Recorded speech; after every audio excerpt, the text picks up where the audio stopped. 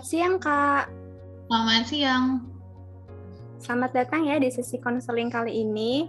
Sebelumnya saya mau memperkenalkan diri dulu. Nama saya Bella Dwi Tamara. Kakak bisa memanggil saya dengan sebutan Kak Bella.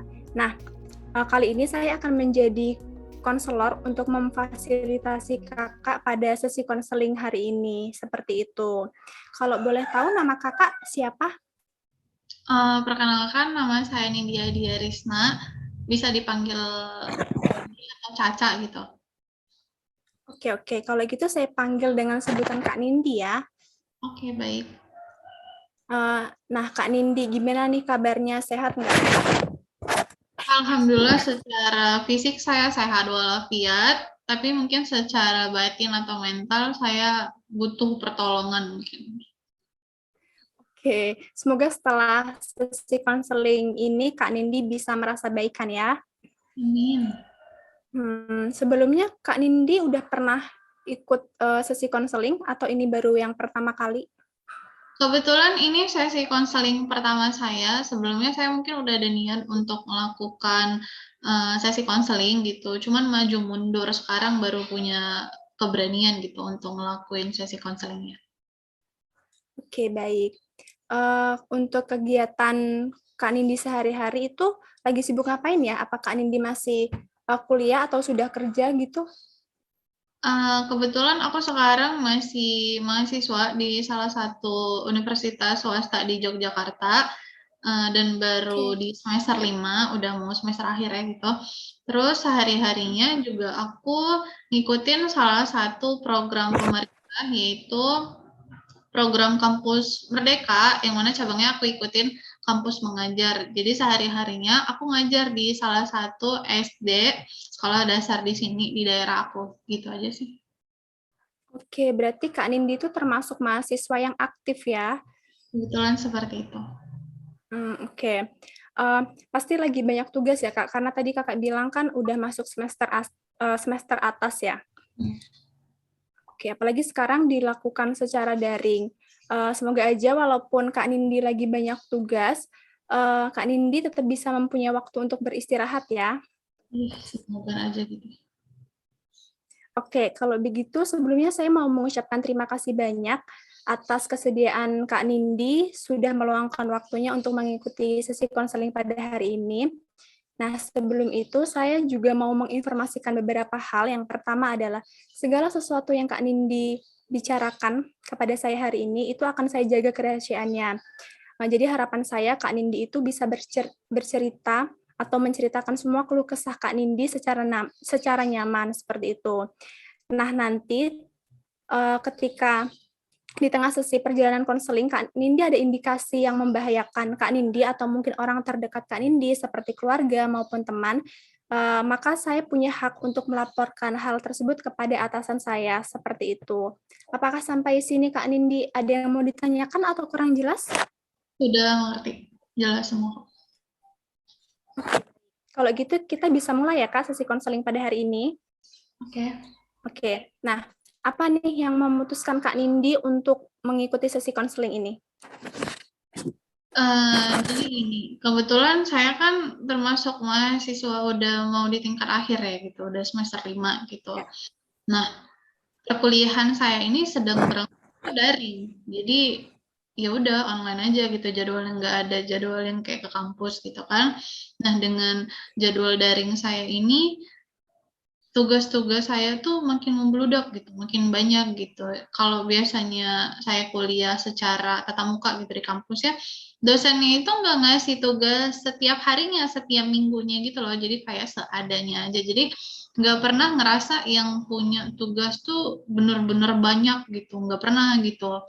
Nah, tapi selama daring ini ngerasa kayak riuh sendiri gitu dengan tugas-tugas yang menumpuk. Apalagi saya kan ngambil 24 SKS ya. Jadi kebayang Iya. banget gitu riuhnya gitu, banyak-banyak tugas gitu. Terus ditambah lagi dengan kegiatan saya mengajar gitu di sekolah. Kalau di sekolah kan saya juga punya kegiatan ya kayak ngajar gitu, nyiapin RPP dan lain-lain. Jadi tugas saya tuh makin nambah, beban saya tuh makin nambah kayak gitu. Oke, baik. Jadi Kak Nindi itu merasa riuh atau ribet dengan kegiatan Kak Nindi yang sekarang dilakukan gitu ya. Oke, kemudian apa nih harapan Kak Nindi setelah mengikuti sesi konseling pada hari ini? Harapan saya bisa kayak punya solusi gitu ya untuk bisa manajemen waktu saya gitu. Jadi saya nggak stres dengan tugas-tugas sama kegiatan yang sedang saya jalankan sekarang ini gitu.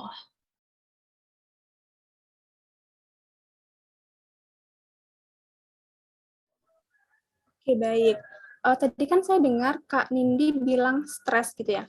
Bisa dijelaskan nggak maksud Kak Nindi itu stres yang bagaimana?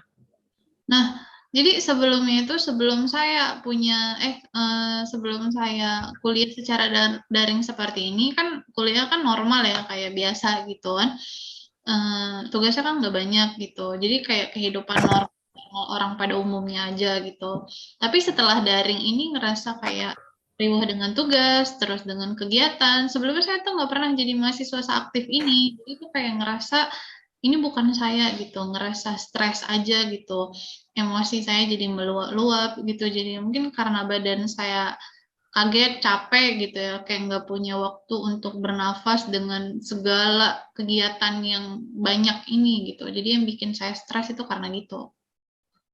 Oke, saya memahami sih apa yang Kak Nindi sedang alami sekarang. Kalau misalkan saya menjadi Kak Nindi juga pasti akan merasa pusing, kayak stres gitu ya, karena banyaknya aktivitas yang dijalankan seperti itu. Oke, kemudian usaha apa aja sih yang udah Kak Nindi lakukan untuk mengatasi ini? Udah pernah melakukan usaha apa aja? Oh, kalau misalnya usaha mungkin saya lebih ke ngikutin waktu-waktu ini ya, waktu-waktu jadwal saya. Misalnya kayak saya kuliah tuh dari Senin sampai Kamis gitu kan. Jadi saya ngikutin tuh jadwal perkuliahan saya di situ, kayak ngerjain tugas sebisa mungkin ya di hari itu biar nggak menumpuk nantinya. Cuman yang jadi masalah itu waktu saya ngikutin jadwal perkuliahan saya itu bentrok sama waktu mengajar saya gitu. Sedangkan waktu mengajar saya tuh Senin sampai Kamis juga gitu. Jadi kan mereka nggak ketemu gitu. Tabrakan lah istilahnya gitu. Yang bikin saya makin stres nih. Terus saya udah coba ngomong juga kan sama supervisor saya, sama guru pawang saya gitu. Gimana gini gitu. Dia ngasih jadwal baru tuh ke saya, katanya kamu boleh ngajar Jumat Sabtu gitu. Kalau di hari lain ya sesuai dengan perkuliahan gitu yang tidak ada jadwal Zoom-nya katanya gitu.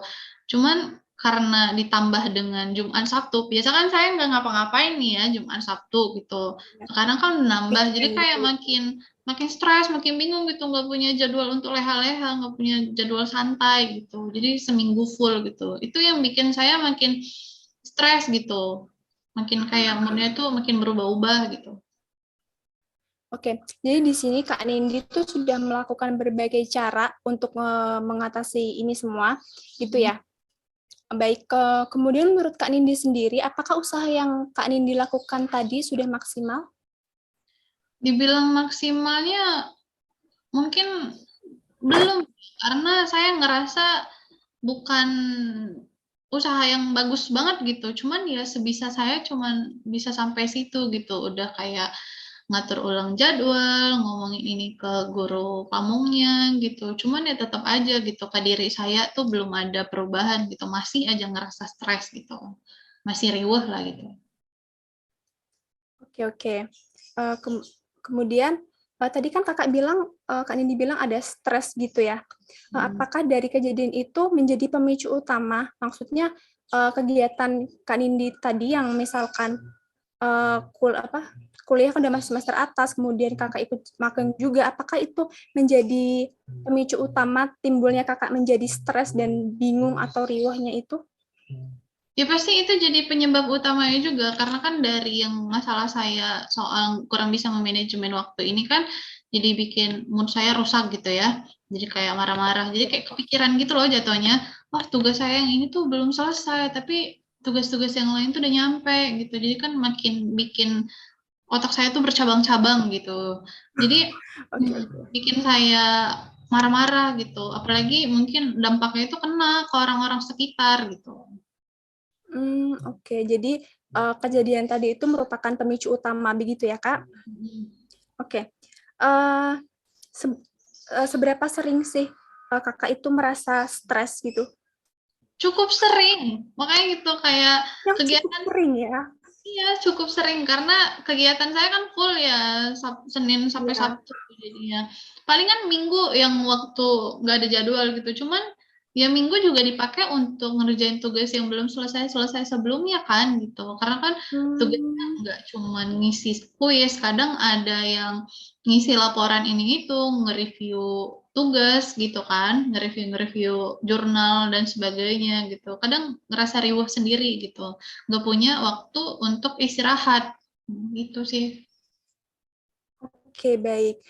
Eh, apakah dari kejadian yang Kakak alami itu ada dampak yang Kakak rasakan nggak sih?